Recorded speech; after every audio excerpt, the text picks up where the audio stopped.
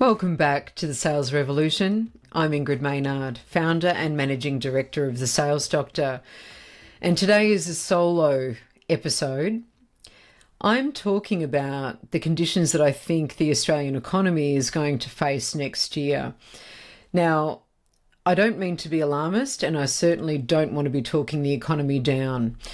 One of the things I will say, though, is when I hear from a number of different sources that either big industry or industry that supplies into building and construction are starting to lay people off, it gives me an indication that maybe 6 months down the track we could have a tightening of the economic growth of Australia. It also says to me when I hear other people outside of that they're in a normally buoyant market, that they're actually, it's a bit slower than normal, and they're an exceptional salesperson. And I'm hearing that like days apart. None of these people know each other. That tells me that there's something happening. There's something in the air. There's something afoot. Organisations are looking at their forward order quantities, or they're predicting something, or they know something. They've got insight into something that maybe we don't know, and they're taking action now to set themselves up to deal with that future situation. What that means for salespeople is that we really need to be ready with that deeper skill set. Now, I've been banging the drum for the last year and a bit saying that, and you're probably sick of me saying it, but I really think we're going to need it more than ever.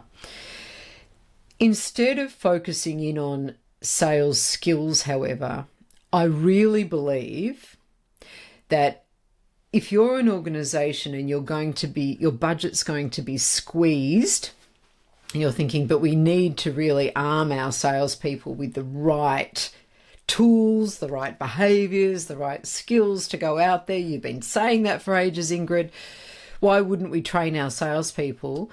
Well, I'm not saying not train them, but here's what I am saying. I am saying it's actually a better investment for you to build the capability of your sales leaders so that they can coach and train your people better. It's almost like a one-to-many investment.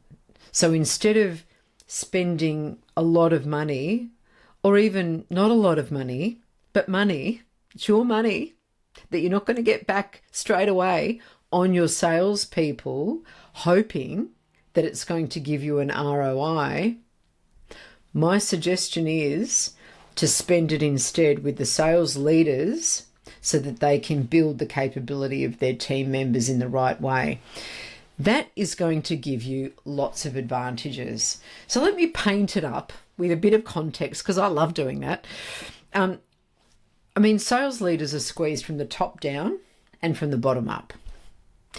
Very often, they're told to go out and hit a number in very hard conditions. I'll tell you about one leader that I spoke to the other week. In very hard conditions, with salespeople who are already stretched, a sales team that's already under-resourced. Sometimes their travel budgets have been cut, yet they still have to grow. And sometimes the product that they're taking to market isn't really all that different to any other product, and sometimes it's at a higher price point. So that's the sales team. And then the sales leader has to keep all these people motivated, happy, willing and able to go out and have those hard conversations every single day, go to war, essentially, and have those conversations, and also then have the pressure from top down about what they can and can't do, and what they need to do, and what they need to do now, what rabbit they need to pull out of the proverbial hat next. And I think that that's really hard gig. And we wonder why we can't find great sales leaders or people who want to step into that role, because it is a hard one. So my suggestion is to spend our money here on sales leaders. I mean, the other thing that sales leaders face is it's a changing talent landscape. So they can't just go to market and replace somebody. In a lot of cases, they're not getting replaced. I've heard of a business that because of the halt to spending, people are leaving and the business is choosing not to replace them, and yet it's trying to achieve a particular sales outcome. And I'd love to say that that's just that one business, but it isn't. That's a phenomenon, because businesses are trying to take cost out, but they forget that if they're going to achieve profit, they also need to grow at the top. And you can't take all of the cost out and still expect to grow. It's just not possible. So it's about growing in the right way. So traditionally, I've always been asked to work with salespeople, the front end people, give them the skills. And that's been successful. I mean, it's been successful. I've got lots of case studies that I'd be more than happy to share with you about the extremely fantastic outcomes that I've managed to get. I will say this though, if we also, or instead, we arm our sales leaders with the right skills, we can embed the fantastic investment we've made with our salespeople and extend that out. It makes it lasting.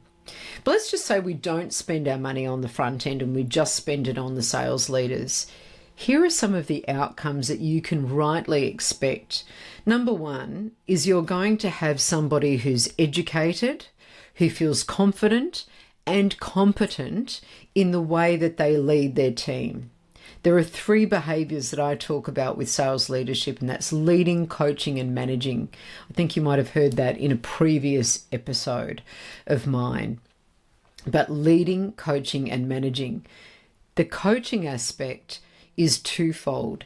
It's about coaching high performance and meeting somebody at the developmental level that they're at.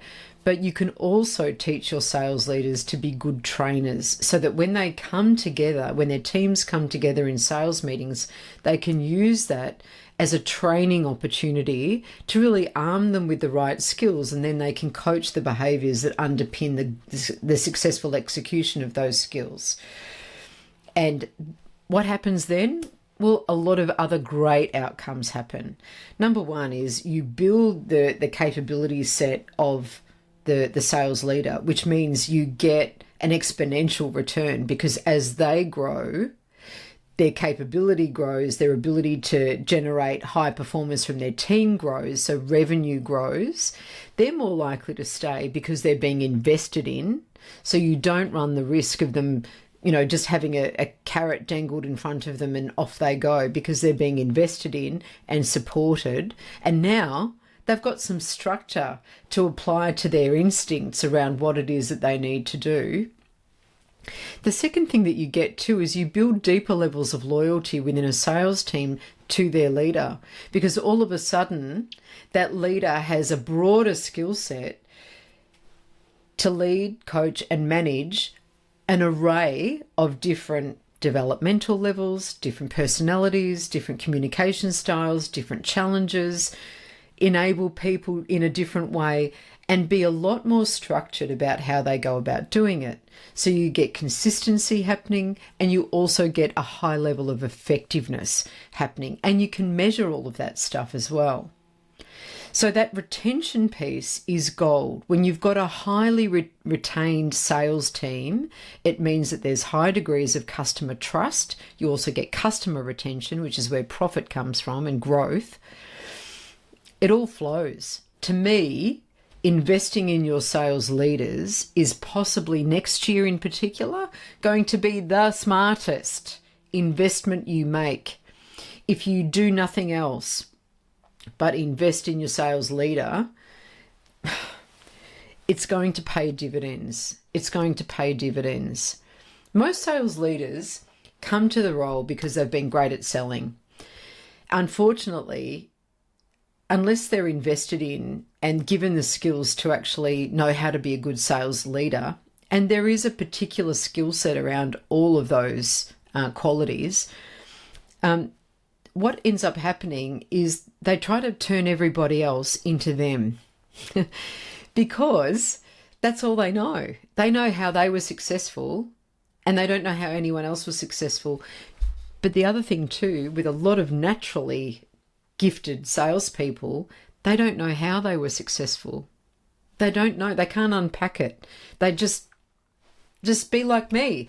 Do what I do, say what I say, do the activity that I did, and you'll be fine too. And of course, one size doesn't fit all.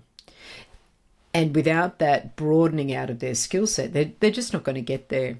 So I would very much suggest that you invest in your sales leaders and you give them structure. So you give them structure around how to look at and diagnose where their team members are at, and therefore how to coach those individual team members.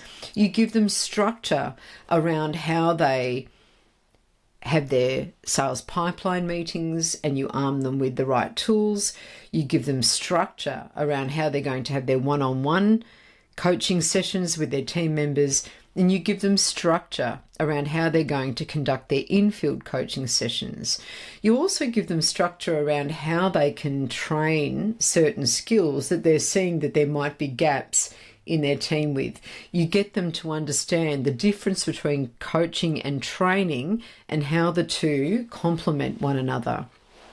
You get them to see how to utilize technology in order to pinpoint how they're going to coach each individual team member, and also to really track in real time how a team member's really performing.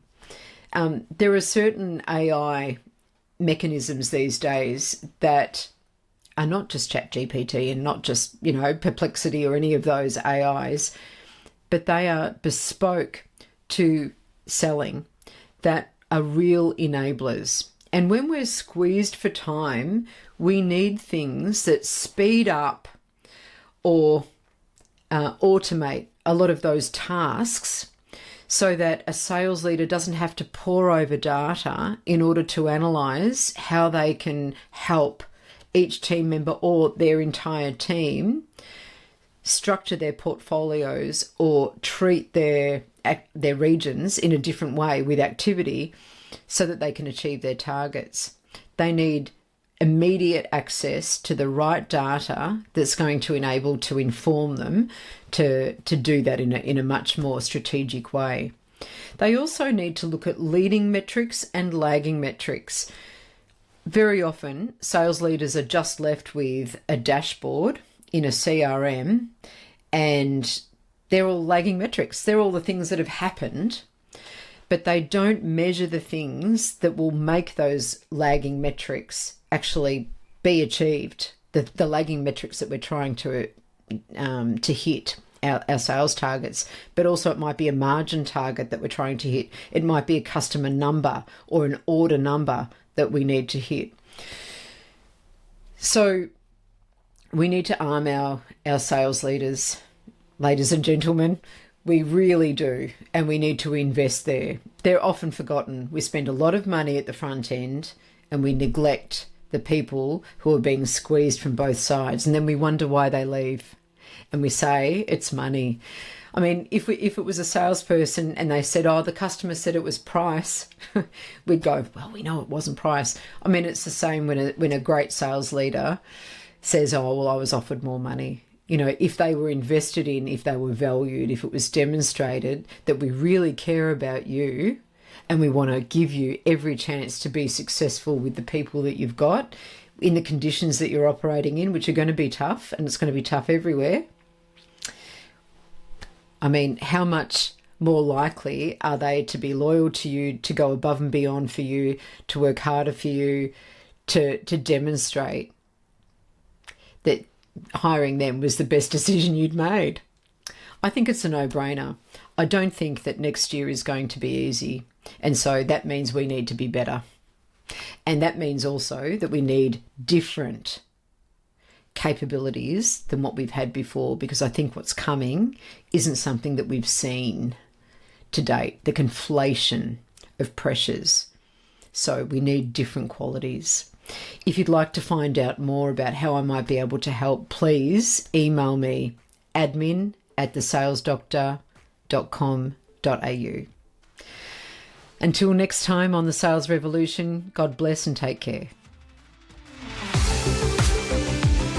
Okay, you've been listening to The Sales Revolution. I'm Ingrid Maynard. And to find out how the Sales Doctor can help your organisation to transform its revenue, growth and profit, visit us on our website at www.thesalesdoctor.com.au. I look forward to your company next episode.